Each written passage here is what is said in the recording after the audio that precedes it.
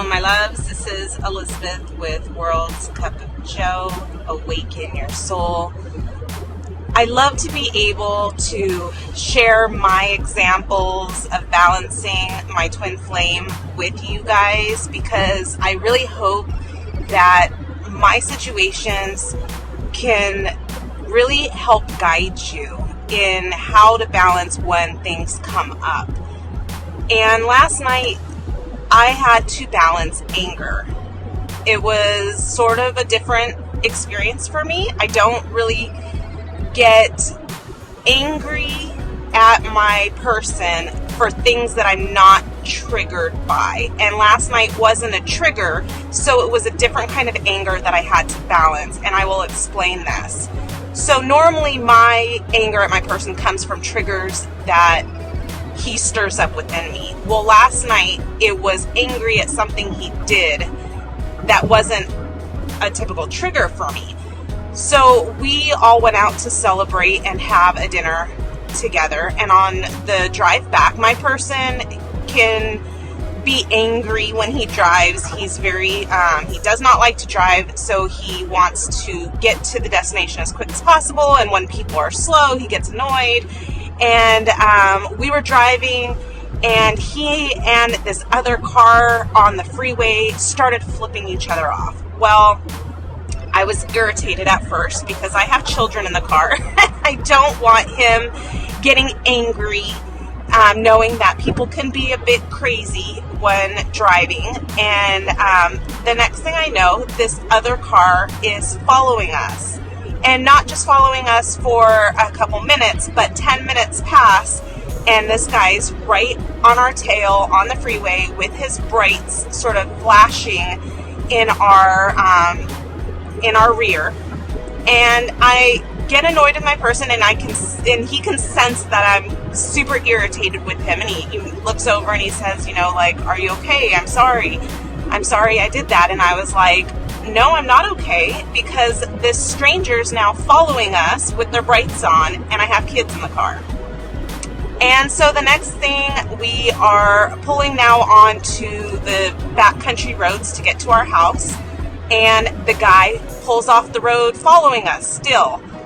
And my person knows that I'm super angry, and also that I'm worried. And he now knows that he can't do much about this person following us because he has children in the car. So he calls 911, and he lets 911 know that someone is stalking us and that they're following right behind us. Well, while we were on the call with 911 waiting for police to meet us, because like I said, we're in these old country roads where there's not a lot of, there wasn't a town that was right there. So we had to wait till we got to a town, a gas station, so cops could meet us there. Well, in the meantime, while we're on the phone with 911, the car becomes super aggressive, starts pulling in front of us and then pulling behind us, and then looks like they're trying to run us off the road. So, of course, I'm all in bind, and I'm totally getting in fear mode because I'd never experienced this type of road rage before, and I didn't know who this person was and what they were capable of. All I knew was they were in this big, monster-type truck, and were being super aggressive, and it was almost 11 o'clock at night, and I was worried. Well, we finally got where the person stopped following us around the time when we saw the cops. We met the cops. We gave them our information. We stopped for a few minutes at that gas station, talked to the police officers, and then we ended up going home. So here's the part where I needed to balance. My person was extremely apologetic to me and the kids in the car, and really realized that the mistake he made, that there's nothing he can do when kids are in the car except be helpless and call 911. Because he wouldn't just go and stop and pull the guy out and start fighting with him when he has kids in the car. It's too dangerous. So he realized how vulnerable he made us all, and he profusely apologized.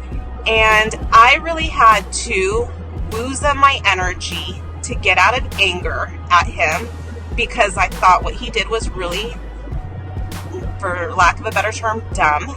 And I had to really try to lose my energy and get back to a place of soul.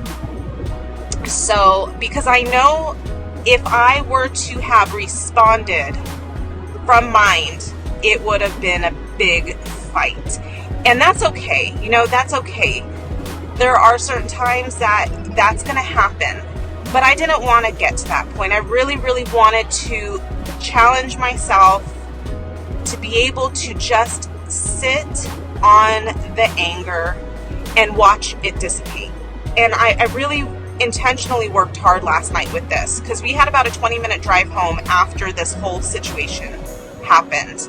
So I literally closed my eyes, and I knew I wasn't tired. I closed my eyes, and I really, really tried to still my mind. I really tried to meditate in that car ride home, the sound of the music, and just clear my mind so I could raise my vibration up out of anger.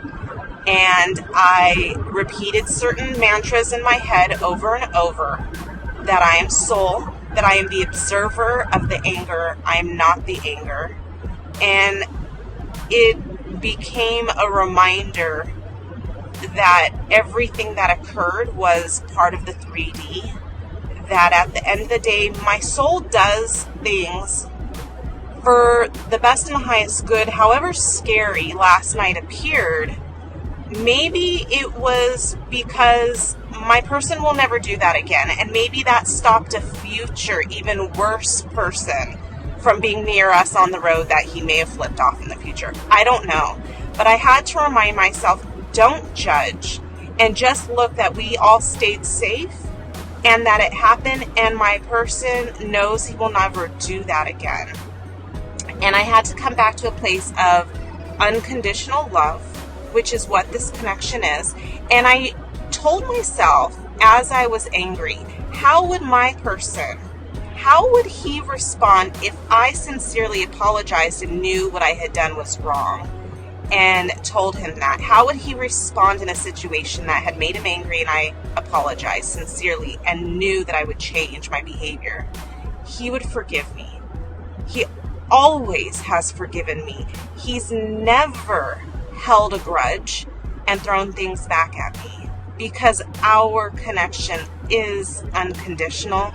And so when I'm in a place of soul and I can understand what's going on and not using mind to dictate the connection, he is always unconditional. And I really, really knew last night he deserved that same grace from me. It really, I deserve to give him the grace that he would always show to me.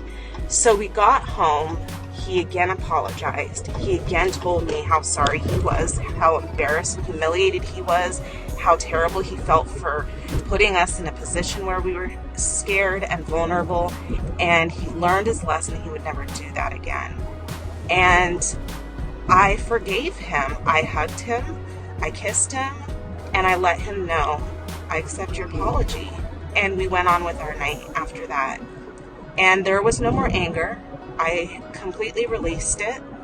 And there's nothing to now hold a grudge about. There's nothing to bring up and throw back in his face. It's over. It's done. It was last night. It's past. So if I were to bring it up and get upset about it again, that would be mine.